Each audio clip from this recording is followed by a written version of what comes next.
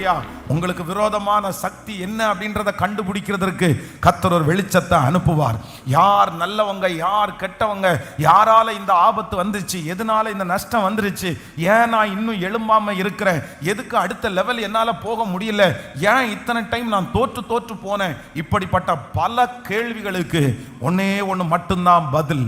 என்ன பதில் அப்படின்னா, லைட்டை போட்டாங்கன்னு வச்சுக்கோங்களேன், பதில் வந்துடும்.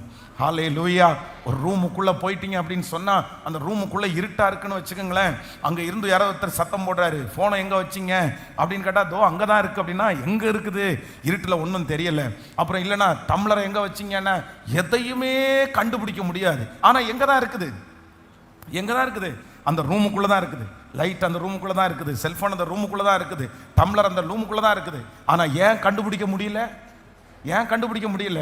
அந்த ரூம்ல என்ன இல்லை, வெளிச்சம் இல்லாததுனால. நான் நம்புறேன் உங்களுக்கு நிறைய பேருடைய ஆசீர்வாதம் பக்கத்துல தான் இருக்குது. நீங்க பக்கத்துல நெருங்கிட்டீங்க, உங்களை சுற்றி தான் கர்த்தர் வச்சிருக்கிறாரு. ஆனா ஒரு இருள் வந்து அதை மூடி அடைச்சு உங்க கண்ணுக்கு நிறைய பேருக்கு கண்டுபிடிக்க முடியல. நல்லவங்க யாரு, கெட்டவங்க யாருன்னு கண்டுபிடிக்க முடியல. இந்த மனுஷனோட இப்படி போனா இந்த மனுஷன் நம்மளை நடத்துவானா கண்டுபிடிக்க முடியல. இதுக்கு எல்லாத்துக்கும் காரணம் என்னன்னா, வெளிச்சம் இல்லை, வெளிச்சம் இல்லை, பிரகாசிக்கிற வெளிச்சம் இல்லை. ஆனா கர்த்தர் கிருபையாய் வாக்கு கொடுக்கிறார், நான் அங்கே தாவீதிற்கு ஒரு கொம்பை நான் முளைக்க பண்ணுவேன், நான் அபிஷேகம் பண்ணுவித்தவனுக்காக ஒரு விளக்கை ஆயத்தம் பண்ணினேன்.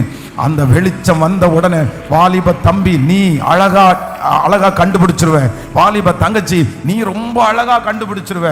கர்த்தர் உங்களுக்கு என்ன வச்சிருக்கிறார்ன்றதை கிருபையாய் கண்டுபிடிக்கிறதற்கு பலன்.